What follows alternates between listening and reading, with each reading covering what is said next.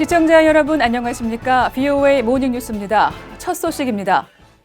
북한이 엿새 만에 또다시 단거리 탄도미사일을 발사했습니다. 한국 청와대는 다시 정의용 실장 주재 국가안보회의를 열었는데 이번에도 보도자료를 통해 한반도 평화에 부정적 영향을 미칠 수 있다는 우려를 표명했습니다.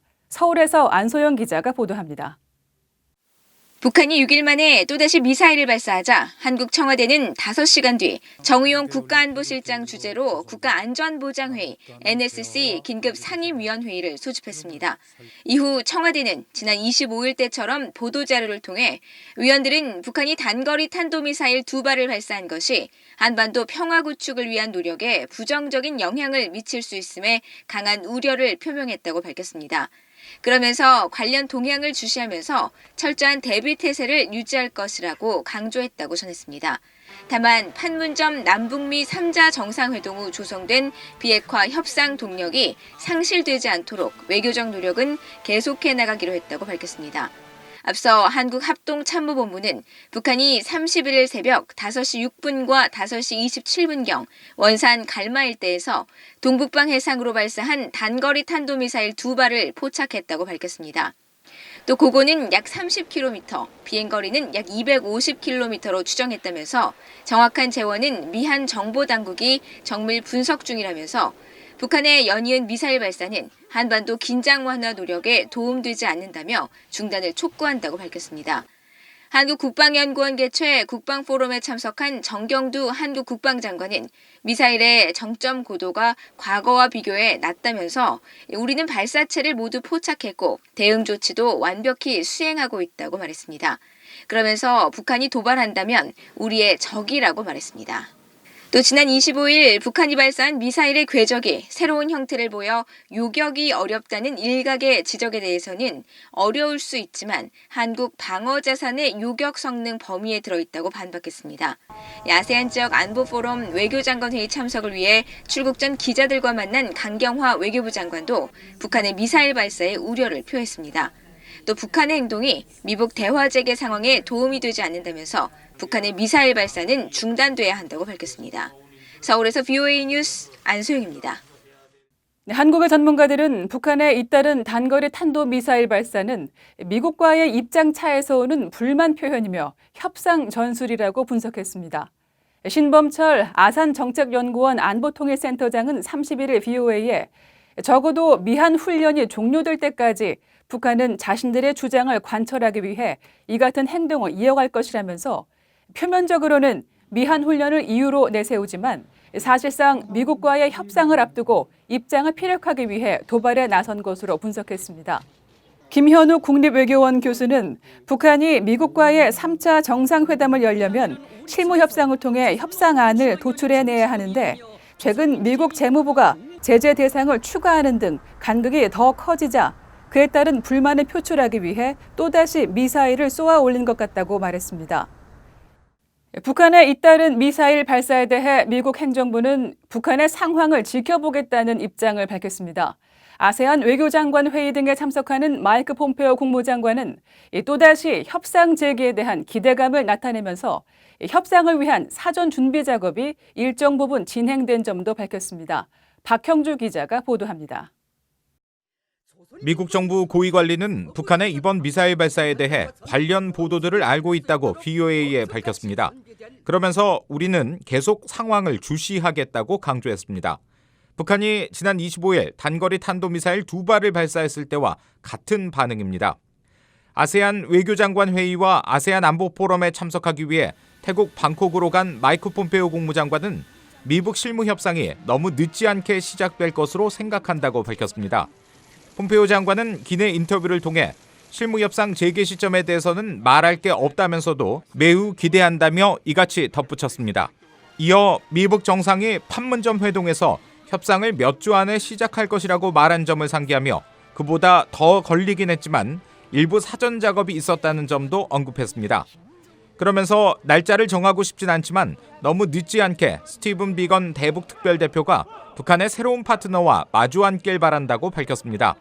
전날 미 정부 당국자가 지난주 판문점에서 미북 접촉이 있었음을 확인한 데 이어 폼페이오 장관도 실무 협상 재개를 위한 양측 간 조율이 진행 중이라는 점을 시사한 것으로 보입니다. 앞서 미 정부 당국자는 북한은 당시 접촉에서 머지않아 실무 협상을 재개할 의사를 백악관 국가안전보장회의 NSC 관계자에게 전달했다고 밝혔습니다. 폼페이오 장관은 이번 ARF 기간 북한 측 상대와 만날 의지가 있다는 점도 강조했습니다. 북한이 이번 행사에 참석할 것으로 예상하지 않는다면서도 만약 온다면 리용호 북한 외무상과 만나길 기대한다고 말했습니다. 앞서 일부 언론들이 리용호 외무상이 이번 ARF에 불참할 것이라고 보도한 가운데 북한 당국은 이와 관련해 공식적으로 언급하지 않았습니다. VOA 뉴스 박형주입니다. 유엔 안보리 상임이사국인 프랑스는 북한의 잇따른 탄도미사일 발사를 규탄한다고 밝혔습니다. 프랑스 외교부는 31일 성명을 내고 북한이 지난주에 이어 신형 탄도미사일을 발사한 것에 우려를 표한다고 밝히고 북한은 탄도미사일 발사를 중단하라고 적시한 유엔 안보리 결의안을 준수하라고 촉구했습니다. 또 최대한 빠른 시일 내 미국과의 비핵화 대화에 복귀해 완전하고 검증 가능하고 불가역적인 핵 대량 살상 무기 폐기에 착수하라고 촉구했습니다. 전 주한미군 사령관을 비롯한 미국의 군사 전문가들이 미한 연합군사훈련을 연일 문제 삼는 북한의 태도를 월권이자 위선이라고 비판했습니다. 북한은 미한 연합훈련을 목적 달성을 위한 핑계거리로 삼고 있다며 동맹의 결정에 참견해선 안 된다고 지적했습니다. 오택선 기자가 보도합니다.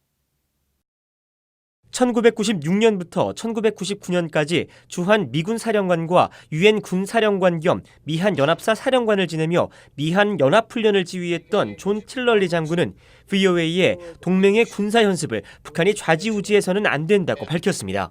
특히 주한미군으로 복무하며 북한의 거듭된 훈련 중단 주장을 최전선에서 겪은 군사 전문가들은 그런 요구를 수용해도 북한으로부터 얻은 게 전혀 없었다는 점을 상기시켰습니다. 주한미군 특수작전사령부 대령 출신으로 1993년 마지막 팀 스피리트 훈련에 참가했던 데이비드 맥스웰 민주주의 수호재단 선임연구원은 1991년 한반도에서 전술핵이 철수되고 이듬해 팀 스피리트 훈련이 일시 중지됐지만 이후 북한의 군사태세에 아무 변화도 없었다고 말했습니다. In fact, I participated in the last Team Spirit in 1993. And of course, North Korea did nothing to reduce its military posture. It did nothing after 1991 when the United States removed its tactical nuclear weapons. North Korea is always masterful at getting something for nothing. 맥스웰 연구원은 그러면서 핵과 미사일 역량뿐 아니라 70%의 병력을 비무장지대와 평양 사이에 공세적으로 전진 배치한 북한이 방어적 태세의 한국 병력을 비난하는 것은 위선이라고 비판했습니다. 로렌스 코브 전 국방부 차관보는 미한 연합훈련의 규모가 이전보다 축소됐는데도 북한은 너희가 여전히 침략을 준비하니 우리가 무기를 개발하는 것이라는 논리를 내세우고 있다고 지적했습니다. But still, they're looking at them, well, you're still preparing to invade us, and so we're going to have to keep developing our weapons.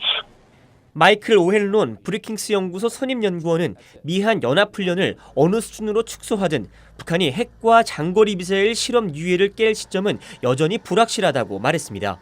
그러면서 북한의 최근 미사일 발사는 그런 방향으로 가기 위한 작은 발걸음이라며 오늘은 단거리이지만 내일은 장거리 미사일 발사가 될 수 있다는 우려를 미국과 한국의 정책 결정자들에게 재인식시키려는 의도라고 진단했습니다. VOA 뉴스 오택성입니다. 미 합참 차장에 지명된 존 하이튼 전략사령관은 30일 상원 군사위원회 인준청문회에서 트럼프 행정부의 대북 외교 노력을 지지한다고 전제하면서도 인도태평양 지역의 모든 미군은 만에 하나 실패할 경우에 대비하고 있다는 점을 강조했습니다. 또 한반도 상황과 관련해 2017년에는 수많은 미사일이 날아다니고 핵실험이 진행되는 와중에 북한이 핵탄두를 미사일에 장착할 수 있는 능력이 있는지 판별할 수 없어 전략사령부가 크게 고민했지만 당시에 비해 올해는 나아졌다고 설명했습니다. 마이크 폼페오 국무장관은 한국과 일본의 외교 갈등과 관련해 양측이 앞으로 나아가는 길을 찾을 수 있도록 독려할 것이라고 밝혔습니다. 폼페오 장관은 30일 아세안 지역안보포럼 ARF에 참석하기 위해 태국 방콕으로 향하던 기내에서 기자들에게 강경화 한국 외무장관과 고노다로 일본 외무상을 만날 것이라며 이같이 밝혔습니다. 폼페오 장관은 그러면서 일본, 한국 측과의 양자 회동과 별도로 미한일 3자 외무장관 회동을 가질 계획이라고 밝혔습니다.